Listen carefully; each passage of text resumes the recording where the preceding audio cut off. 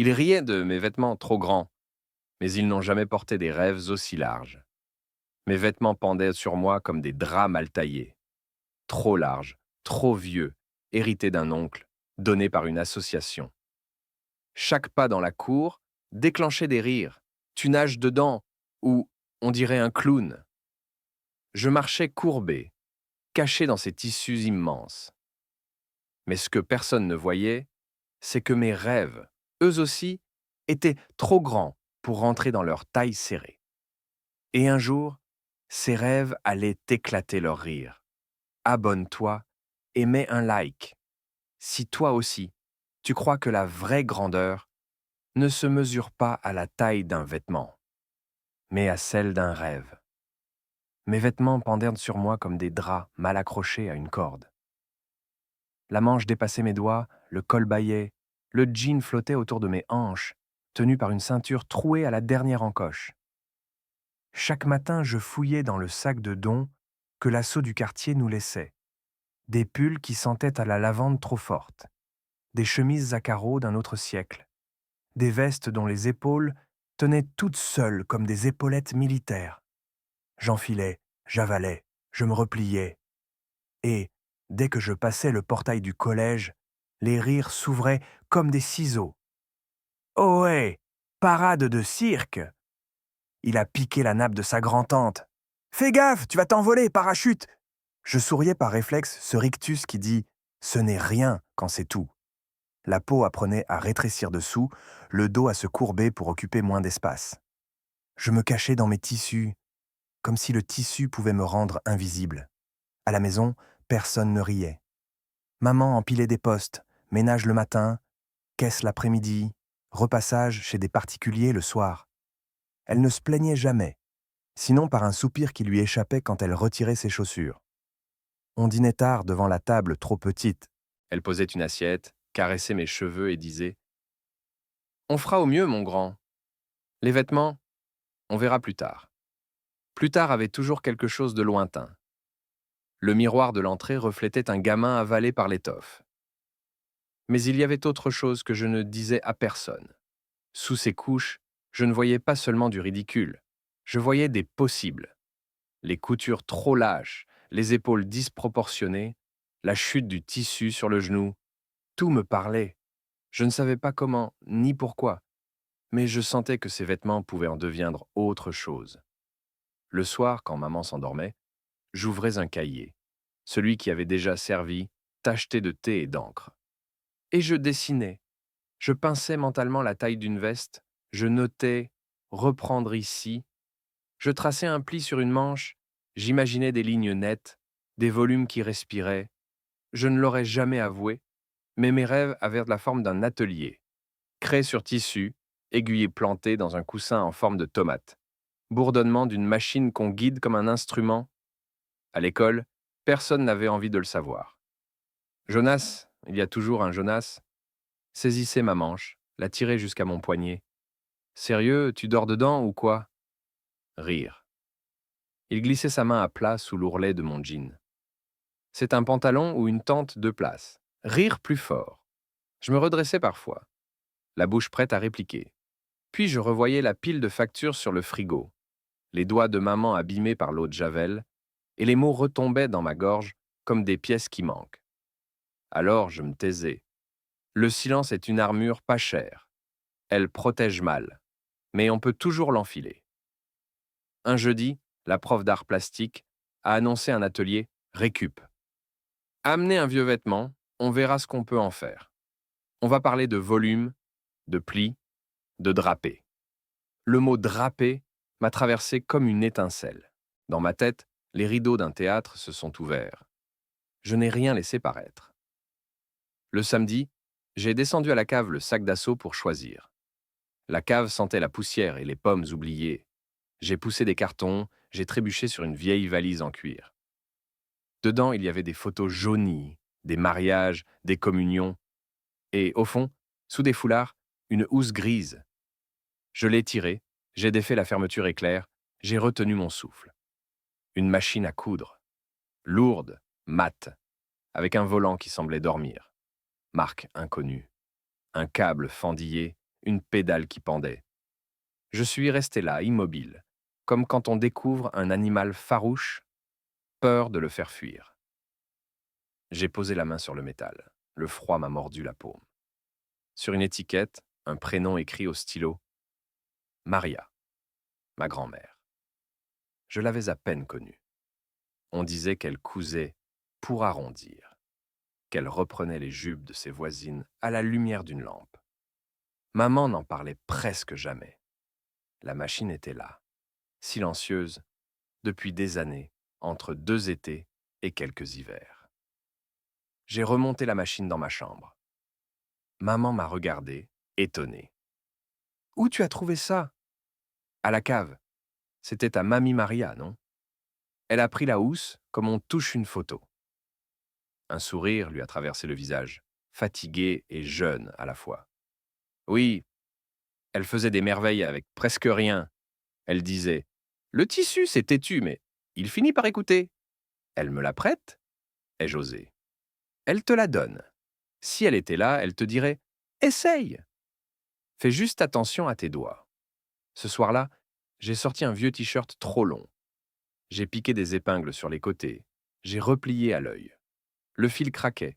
La pédale récalcitrante s'enfonçait sous mon pied. La première couture a été une cicatrice tordue. J'ai pesté, recommencé encore.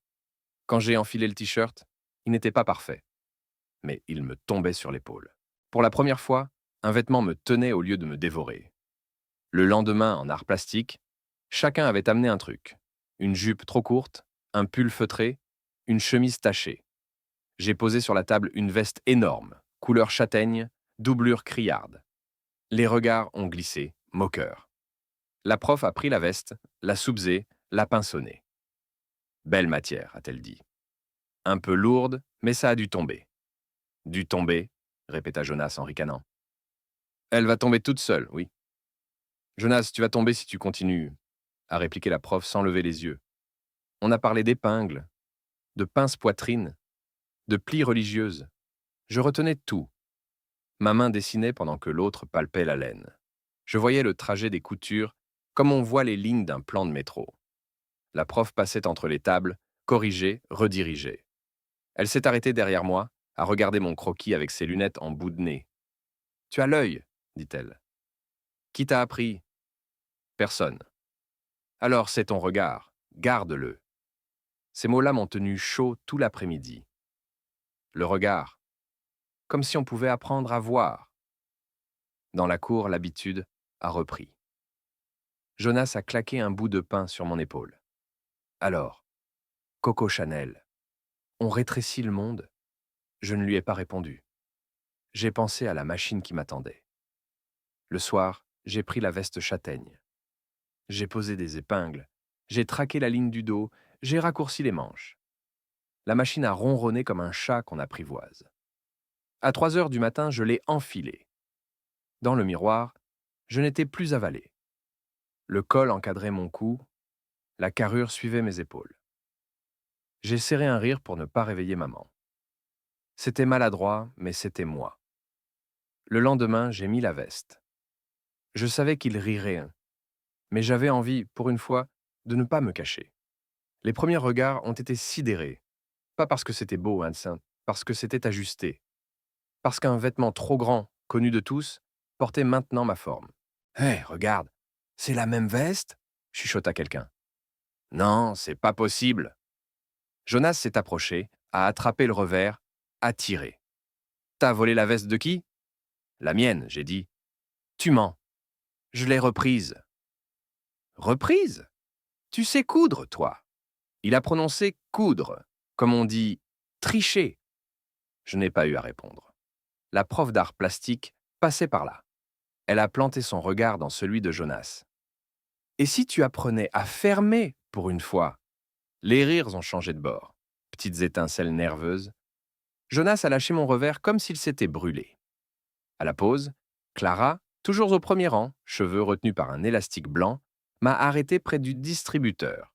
« Tu l'as reprise toi-même ? » ?»« Oui. Elle tombe bien. »« Merci. Tu devrais venir au centre social mercredi. Ils organisent un atelier couture avec une styliste du quartier. Une styliste du quartier? Oui, elle s'appelle Aïcha. Elle a un petit atelier derrière la gare. Elle récupère, transforme, revend. Elle cherche des mains. Des mains. J'ai regardé les miennes, fines, avec des trous d'épingles qui rougissaient déjà. Mercredi, j'ai poussé la porte du centre social. Une odeur de tissu humide, de fer à repasser chaud, de craie frottée. Des tables, des ciseaux, des rubans métriques autour de cou, enturbanés de foulards. Aïcha avait une voix calme qui ne perdait pas son souffle. Elle épinglait deux devants de robe, comme d'autres recollent des morceaux de monde. On travaille avec ce qu'on a, dit-elle. On ne pleure pas sur ce qu'on n'a pas. Qui s'est piqué droit? J'ai levé la main. Elle a souri, sceptique. Montre. La machine industrielle vibrait plus fort que celle de ma grand-mère. J'ai aligné le bord, j'ai respiré, j'ai guidé. Le fil a dessiné une ligne presque droite. Aïcha a hoché la tête. T'as du potentiel, petit. Faut discipliner le geste, mais l'œil, c'est bon. L'œil, ça ne s'achète pas. On a travaillé 2 heures. J'ai appris à repasser une couture pour la faire coucher, à bâtir à la main, à poser un billet sans le tordre. Les mots d'Aïcha claquaient comme des maximes. La couture, c'est pas du miracle, c'est de la patience et du respect pour le tissu. Tu lui parles, il répond. En sortant, elle m'a tendu un dé à coudre. Prends et reviens. J'aime les obstinés. Je suis rentré chez moi plus grand d'1 centimètre. Maman m'attendait avec un reste de soupe. T'es passé où? Atelier couture. Ça existe encore, ça? Oui. Et je crois que je suis bon. Elle a ri doucement. T'es bon à ce que tu veux, si tu y mets du temps. Je n'ai pas dormi. Dans ma tête, les tissus valsaient, les épingles cliquetaient. Je voyais des silhouettes, des lignes, des manches qui épousaient des bras au lieu de les noyer. Mes rêves prenaient des mesures. Le lendemain, sur le tableau d'affichage du hall, une affiche neuve a attiré mon regard. Papier blanc, lettres noires, un logo simple, Festival des arts du quartier, concours jeunes créateurs. Thème, trop grand pour toi. Délai, 4 semaines. Défilé sur la place centrale, jury local, prix, une bourse, un stage chez une marque de la ville. J'ai relu la ligne, trop grand pour toi. J'ai cru que le papier me parlait. Jonas est arrivé dans mon dos, a lu par-dessus mon épaule et a éclaté de rire. Bah voilà. C'est fait pour toi, ça. Amène ta tante, tu gagneras haut la main. Je n'ai pas bougé. Mes doigts serrèrent déjà, sans le savoir, la tige d'une épingle imaginaire. Je n'ai pas répondu. Mais j'avais la réponse dans le sang. Oui, j'allais m'inscrire. Le soir, j'ai posé l'affiche sur la table de la cuisine. Maman a levé les yeux. C'est pour toi, ça? Je crois. Tu vas avoir besoin de quoi? De temps, de fil, de tissu, de l'aiguille de mamie qui ne casse pas. Elle a acquiescé, très simple. Le temps, je t'en laisserai. Le fil, on trouvera. Pour le reste, fais confiance à tes mains. Je suis monté dans ma chambre. J'ai aligné sur mon lit ce que j'avais. La veste châtaigne qui me tombait enfin bien, 2 chemises trop grandes, un pantalon de costume récupéré, une jupe en laine qu'une voisine avait laissée, et des rubans métriques en vrac. J'ai ouvert mon cahier, j'ai écrit en haut de la page « Projet. Trop grand pour toi ». J'ai tracé une silhouette, puis une autre. J'ai dessiné une veste courte dans la matière du pantalon, une jupe transformée en manteau, une chemise devenue robe. Je voulais que chaque pièce raconte l'histoire à l'envers. On m'a noyé sous des tailles trop grandes, je vais en faire des vêtements qui me portent. Je voulais que, quand je marcherai sur la place centrale, le tissu dise « Je t'écoute ». Dans la cour, le lendemain, Jonas a recommencé. Il a tiré ma manche afin de trébucher dans mon ourlet. Alors, le défilé, c'est quand? On viendra te lancer des tomates. Je l'ai regardé. Je ne sais pas ce qu'il a vu dans mes yeux, mais il a reculé d'un pas. Peut-être un fil tendu, prêt.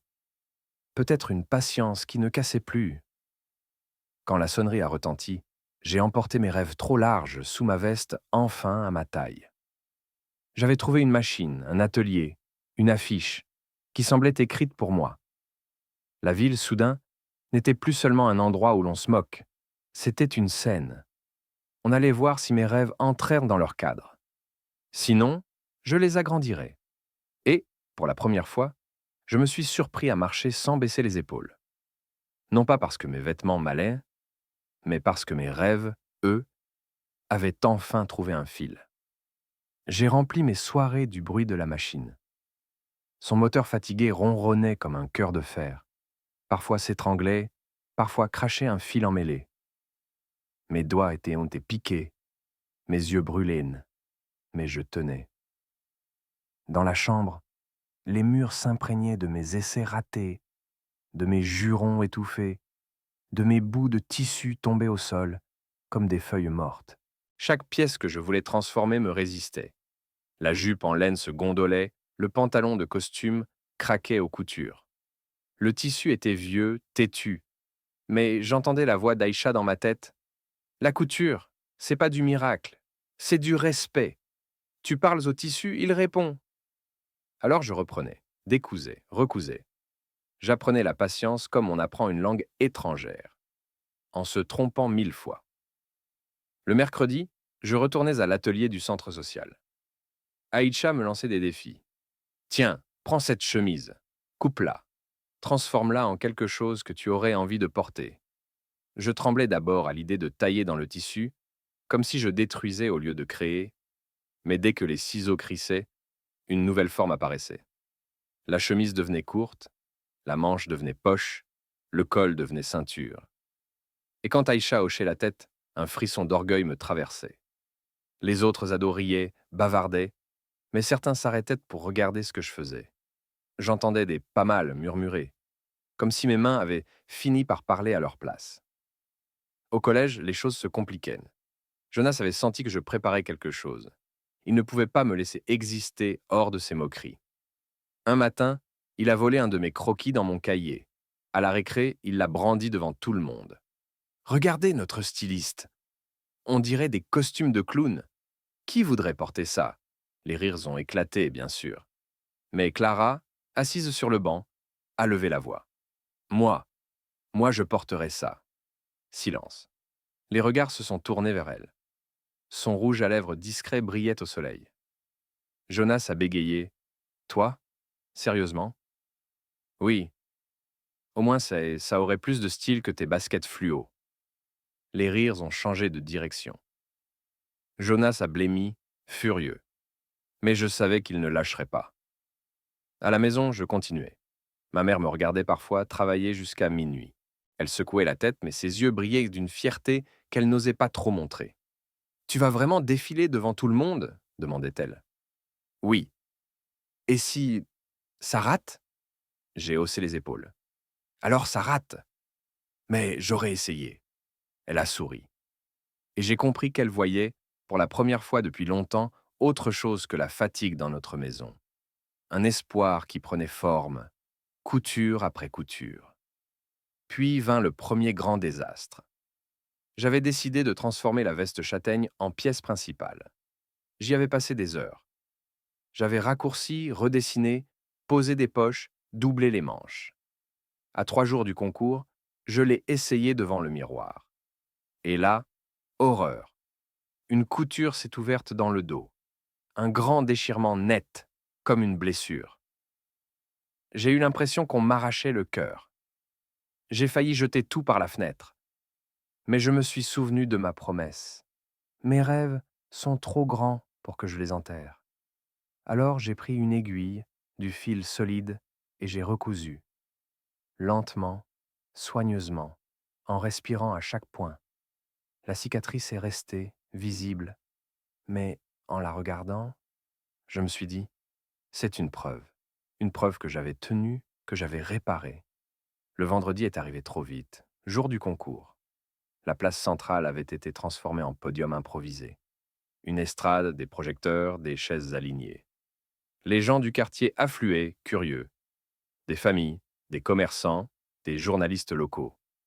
J'avais le cœur en feu. En coulisses, j'ai vu les autres concurrents.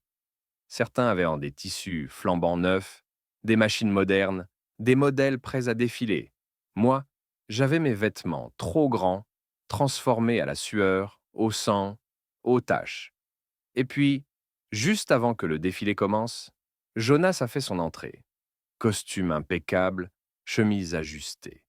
Il n'était pas concurrent officiel, mais il avait trouvé un moyen de s'inviter. Son cousin, apprenti tailleur, lui avait prêté une tenue. Alors, m'a-t-il lancé avec un sourire venimeux, prêt à te ridiculiser devant toute la ville. Mon ventre s'est tordu. Mais Clara, qui s'était portée volontaire comme modèle pour moi, m'a attrapé la main. Regarde-moi, pas lui. Regarde-moi. On va marcher et ils vont voir. Ses yeux étaient fermes, clairs. À cet instant, j'ai su que mes rêves, trop grands pour mes vêtements, tenaient debout dans ces mots. La place centrale brillait de 1000 lumières artificielles. Les projecteurs découpés dans la nuit en faisceaux blancs, la musique électro battait comme un cœur géant. On avait installé un podium étroit, recouvert d'un tapis rouge, qui s'effilochait déjà au coin. Autour, une foule dense s'était rassemblée. Des parents, des voisins, des ados rieurs, des curieux. En coulisses, mes mains tremblaient. Je repassais en boucle mes croquis, mes coutures, comme si les regarder pouvait les rendre plus solides. Clara se changeait derrière un paravent. Elle avait enfilé ma création principale, la veste châtaigne devenue courte, ajustée, aux poches redessinées, portée sur une jupe taillée dans un pantalon d'homme. Sur ses épaules, le tissu tombait enfin comme je l'avais rêvé. Quand elle est sortie du paravent, j'ai eu le souffle coupé. Ce n'était plus Clara, la fille discrète du premier rang. C'était un personnage. Mes vêtements, trop grands hier, racontaient une histoire nouvelle aujourd'hui. « Tu crois qu'ils vont rire ?» m'a-t-elle demandé doucement. « Peut-être », ai-je soufflé. Mais pas longtemps. Le concours a commencé. Un animateur exubérant présentait chaque candidat. Et maintenant, voici Lucas, avec sa collection urbaine recyclée. Applaudissements. Voici Yasmine, qui mélange tradition et modernité. Applaudissements. Puis, et enfin, un jeune créateur de notre quartier qui a transformé des vêtements trop grands en pièces uniques. Accueillons mon prénom. Un murmure a traversé la foule. Beaucoup me connaissaient, c'est le gaz aux fringues trop large. Celui qu'on moquait. Les sourires sceptiques fleurissaient déjà. La musique a changé. Clara a avancé, droite, fière, sur le podium. Les rires ont commencé, étouffés, surtout du côté où Jonas et ses amis étaient regroupés. « C'est quoi ça ? On dirait qu'elle a piqué les rideaux de sa grand-mère. » Clara n'a pas flanché. Elle a marché avec une élégance calme, posant chaque pas comme une gifle silencieuse. La veste épousait ses épaules, la jupe virevoltait, la cicatrice recousue brillait sous la lumière comme une signature. Puis, ce fut au tour de mon deuxième modèle. Un garçon du centre social qui portait une chemise transformée en manteau long, resserré à la taille par une ceinture improvisée. Le tissu ancien, taché par endroits, racontait une histoire d'usage et de renaissance. La foule murmurait, intriguée. Certains sortaient leur téléphone, filmaient. Et puis, Jonas a frappé. Il s'est levé de la foule, vêtu de son costume emprunté, et a crié assez fort pour couvrir la musique. « Hé, c'est pas un défilé, c'est une friperie. Les rires ont éclaté dans un coin. Mes jambes ont flanché. J'ai cru que tout allait s'effondrer. » Mais Clara s'est arrêtée net au milieu du podium. Elle a regardé Jonas droit dans les yeux, puis elle a écarté les pans de sa veste, révélant l'intérieur que j'avais doublé avec une phrase brodée maladroitement en fil rouge. « Trop grand pour toi. » La foule a retenu son souffle. La phrase claquait comme une revanche, comme une vérité mise à nu.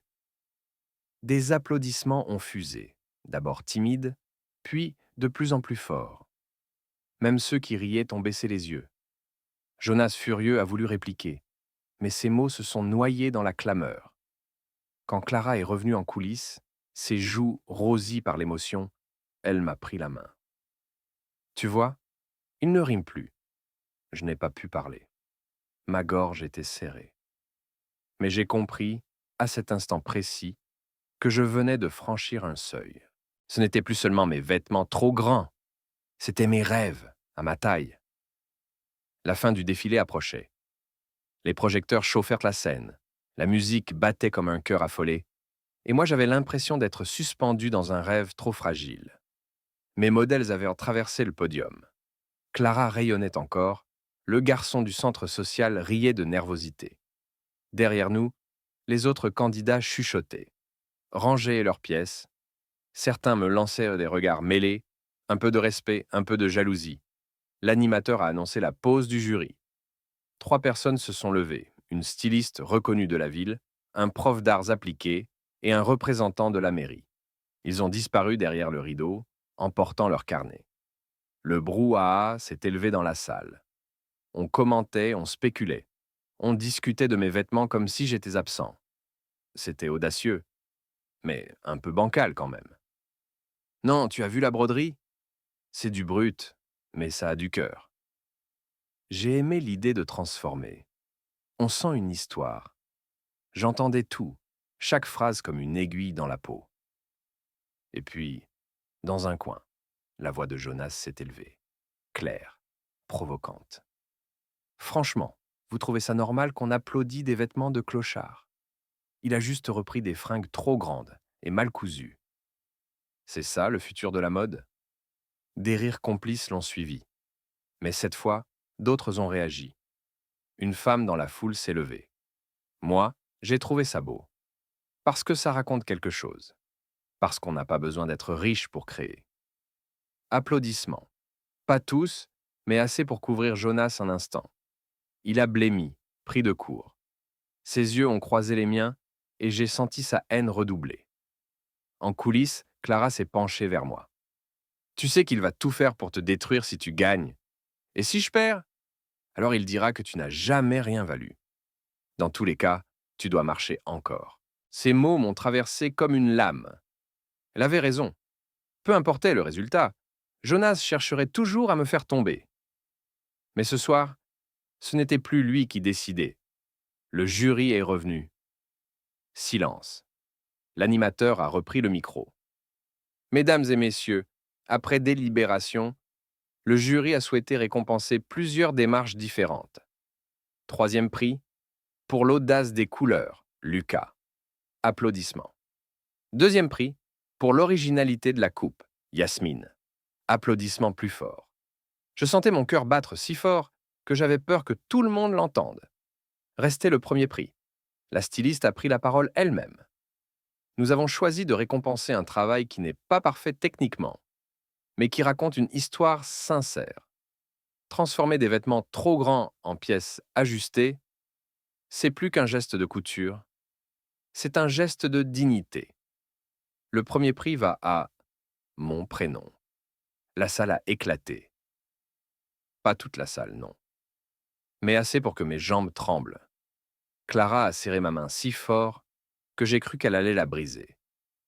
Je me suis avancé, j'ai reçu un diplôme, une petite bourse, une promesse de stage. Les flashs crépitantes. Ma mère, au premier rang, pleurait, ses mains jointes comme une prière exaucée. Mais dans l'ombre, Jonas bouillonnait. Je l'ai vu, ses poings serrés, son visage rouge. Il a attendu la fin, puis il s'est approché. Trop près, son souffle acide. T'as gagné cette fois. Mais n'oublie pas, tes fringues resteront toujours des torchons. T'auras beau les broder, tu resteras celui qu'on a toujours moqué. J'ai respiré profondément. J'ai serré mon diplôme. Peut-être, ai-je répondu. Mais maintenant, tu devras lire mon nom dessus. Il a reculé, incapable de répondre. Cette nuit-là, je n'ai pas dormi. J'ai posé mon diplôme sur mon bureau, à côté de la vieille machine de ma grand-mère. Je l'ai regardé longtemps. J'ai compris que ce n'était pas une fin, mais un début. Un fil venait de se tendre, solide, et je devais continuer à coudre ma route dessus. Le lendemain du concours, le collège avait un goût différent.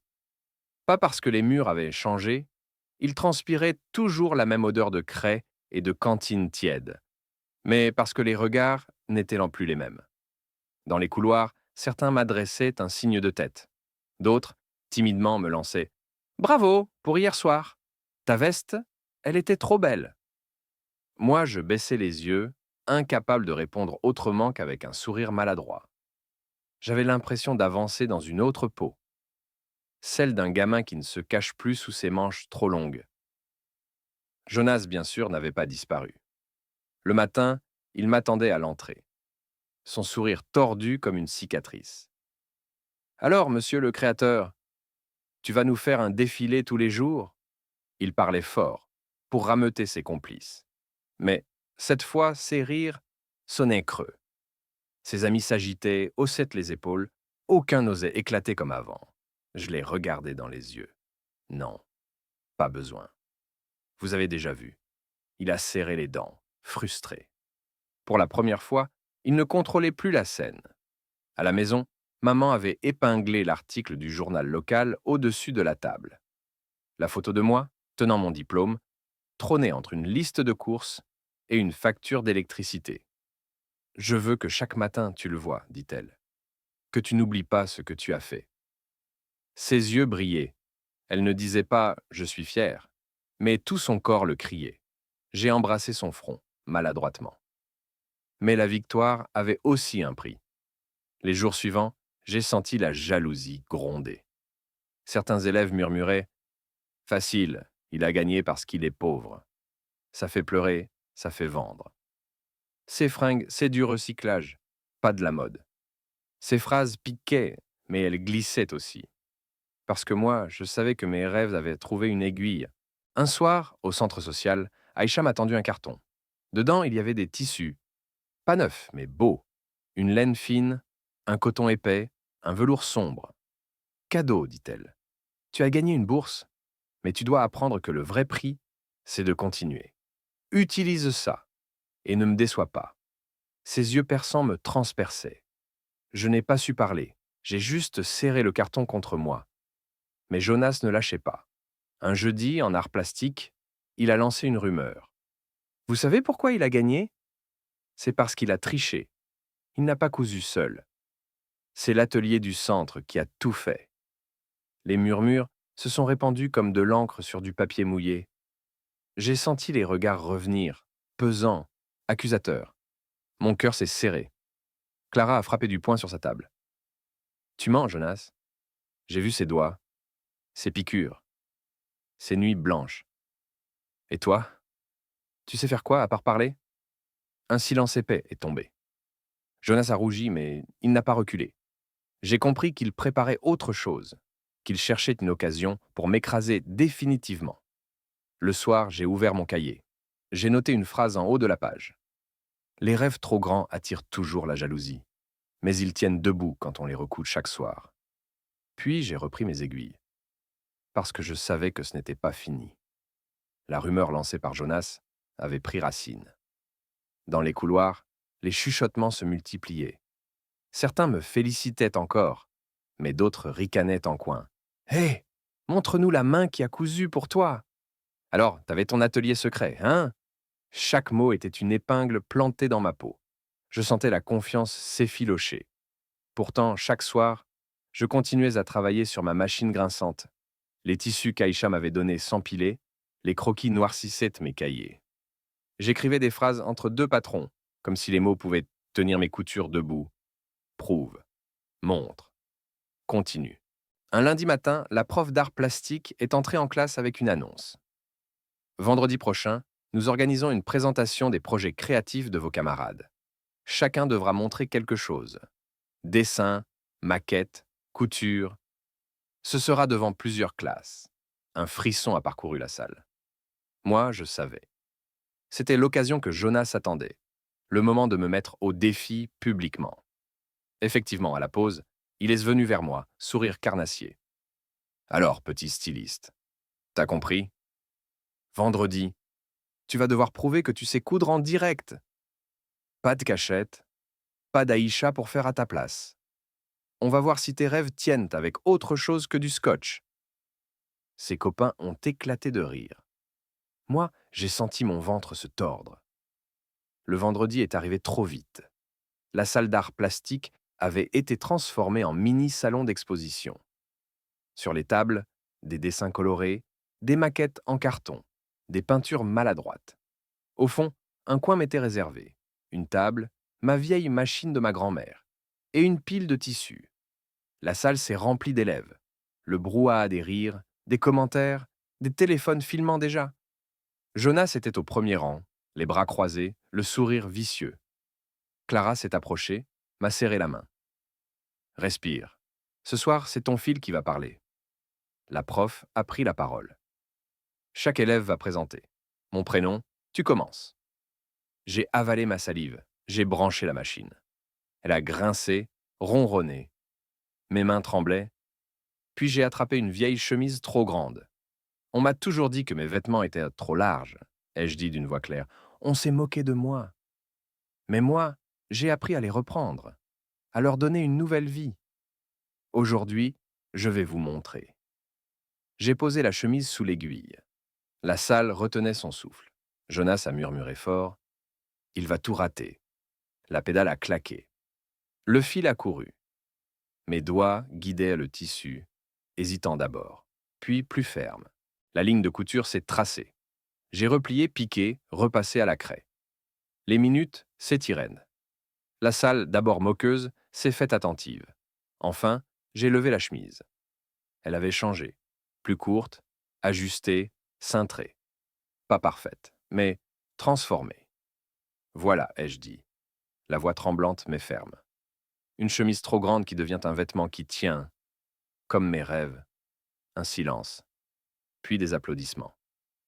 Pas timide, vrai. Les élèves tapèrent dans leurs mains. Certains sifflèrent d'admiration. Clara souriait, ses yeux brillaient. La prof hochait la tête, fière.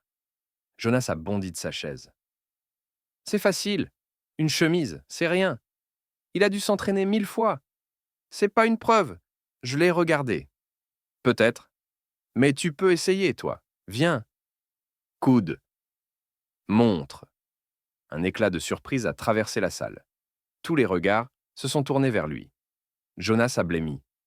Moi, j'ai pas besoin de ça. Alors tais-toi, ai-je dit calmement. Un éclat de rire général a explosé. Pas contre moi, contre lui. Jonas, pour la première fois, n'était plus le maître du rire. Il était la cible.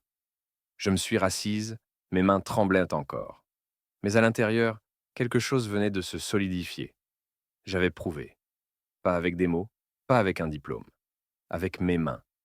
Le lundi suivant, le collège ne sonnait plus pareil. Les rires n'étaient menés pas partis. Ils flottaient encore dans la cour, mais plus comme des flèches, comme un bruit de fond. Quand je passais, on ne murmurait plus parachute ou poucloun.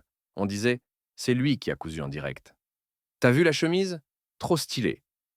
Les regards avaient changé de direction. Et Jonas, lui, traînait, isolé. Ses blagues ne mordaient plus. Quand il parlait, les autres haussaient les épaules. Il n'était plus celui qu'on suivait. Il était devenu celui qu'on évitait. À la maison, maman avait ajouté une nouvelle relique au mur de la cuisine.